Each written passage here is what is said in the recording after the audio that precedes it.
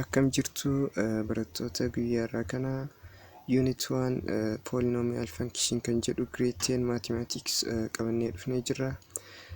Hanga xumura viidiyootti daawwachuun hin irraanfatinaa, akkasuma hiriyoota keessaniif share gochuus hin irraanfatinaa jecha. Unit 1 polynomial function kan jedhudha jechuudha.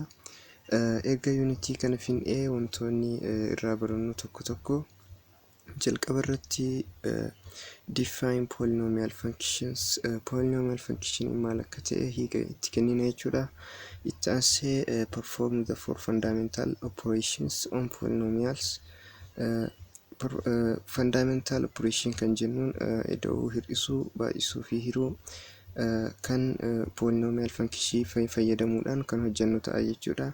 Itti aansee apply theorems on polynomials to solve related problems. Theoremii adda addaa erga barnee booda gaafilee isaanii wal qabatan solve gochuudha. Inni itti aanu determine the number of rational and irrational zeros of polynomial. Zeros of polynomial rationality fi irrationality ta'an determine gochuudha. Inni dhumaa fi itti aanu immoo sketch and analyze the graph of polynomial functions. Graphii polynomial kana kaasuudhaan analyze kan goonu ta'a jechuudha.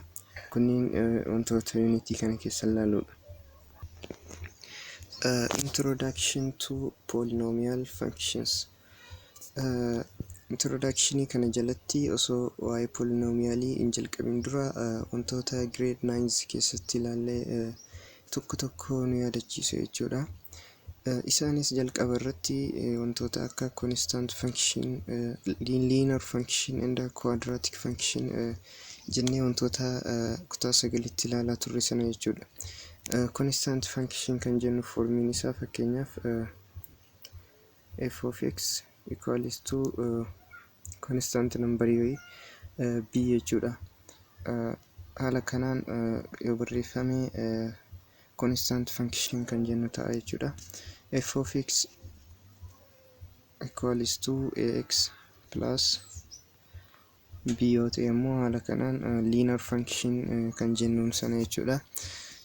Kan biraa immoo dhuma irratti quadratic function kan jennu f of x equals to ax squared plus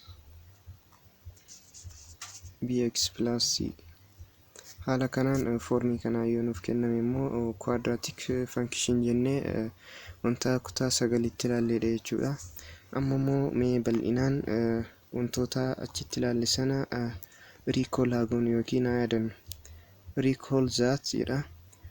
A function f is a relation in which no two ordered pairs have the same first element. Function kan jennuun relationii ta'ee ordered pair lama first elementii wal fakkaataa qabaachuu hin danda'u jedha. Ordered pair kan jennu bifa kanaan yoo barreeffamedha. X, y haala kanaan yoo barreeffame ordered pair jedhama. As keessatti x'n kun al lama deebi'ee barreeffamuu hin danda'u jechuudha. X'n akka domeeniitti kan fudhannu kun al lama irra deddeebi'uu hin danda'u jechuudha. Which means that for any given x, the domain of f, there is unique pair x, y belonging to functions function f. Functionii f tokko keessatti x, y haala kana yoo jiraate x'n al lama irra deebi'ee barreeffamuu hin danda'u jedha jechuudha. Fakkeenyaaf 5,0 yoo ta'e irra deebi'ee 5,6 jechuu hin danda'u. Haala kanaan yoo barreeffame totally wrong dha jechuudha. Function jedhamuu hin danda'u. Sababni isaa doomeenii 5 kenna pairii lama keessatti wal fakkaatee jira waan ta'eef jechuudha. Kuni wantuma kutaa 9tti ilaalleedha jechuudha. Unity afraffaa grade 9 keessatti functioniilee haala kana fakkaatan laaltanii turtan jedha. Fakkeenyaaf f of x equals to 2/3 x plus 1/2 kan kana fakkaatan fa'aa jechuudha. Fakkeenyaaf inni biraa g of x equals to 5 minus 3x. h of x equals to 8x kana fakkaatan fa'aa laallee jirra jechuudha. Fakkeenyaaf L of x minus 3 square root of 3x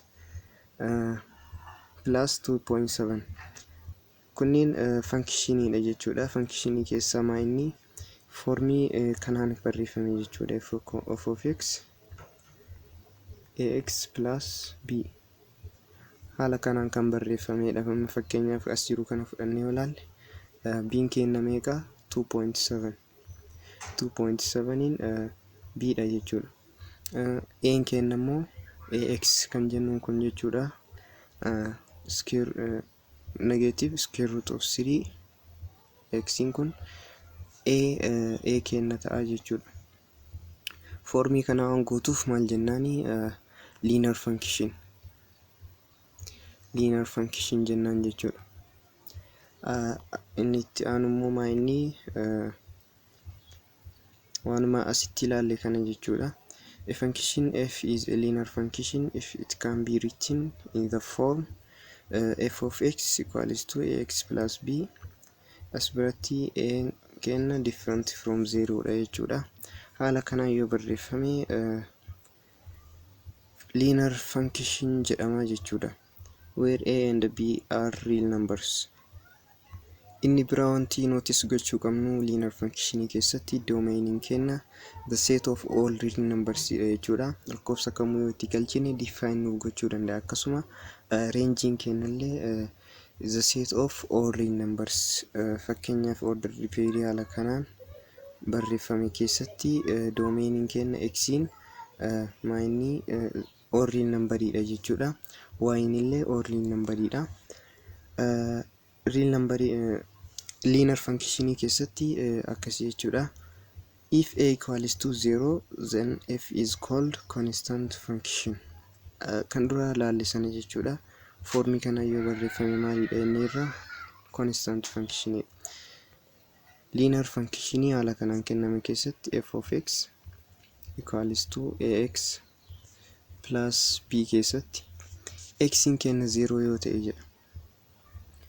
N kenna 0 yoo ta'e n yoo 0 ta'e 0 times x jechuun lakkoofsa nuuf kenname wayi 0 times any number 0 dha waan ta'eef inni kun akkuma jirutti 0 ta'a. Kanaafuu we left with f of x equals to b qofatu nu hafa jechuudha. Kanaafuu kana maal jennee waamna constant function jedhama jechuudha. Inni bira function constantii kana keessatti f of x equals to b keessatti domainiin kenna the set of all real numberidha jechuudha. Domainiin kenna the set of all real numberidha. Rangein kenna immoo b dhaan wal qixa. Sababni isaas maayinni of x jechuun kun yeroo y dhaan wal qixa jechuudha. Yeroo marayyuu y dhaan wal qixa. Y'in kenna maaliidhaan wal qixa jedhaa jirra? b dhaan wal qixa jedhaa jirra. Kanaafuu y'in erga b dhaan wal qixa ta'e y'in kenna immoo rangeidha sababa ta'eef kanaafuu rangein kenna b dhaan wal qixa jechuudha.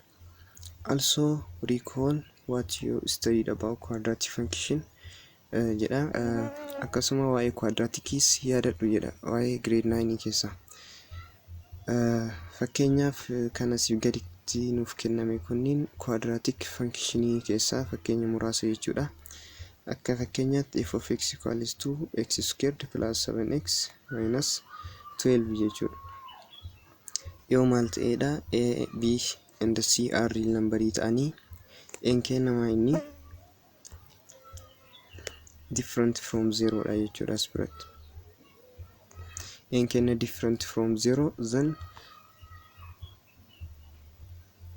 the function can formii reefu barreessine san jechuudha. F of x ax squared plus bx plus c is quadratic function.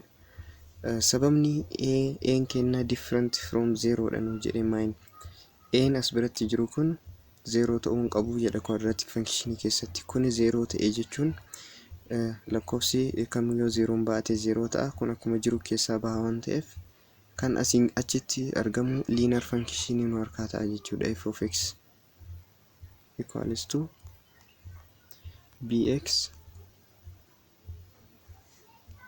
class C nu harkaa ta'a jechuudha. Sababa kanaaf kun immoo maayinni linear function dha malee quadratic function miti. Quadratic function degree 2 qaba. Kanaafuu n dirqama 0 irraa different ta'uu qaba yookiin 0 ta'uu hin qabu jennee sababni teessisnuuf kana jechuudha.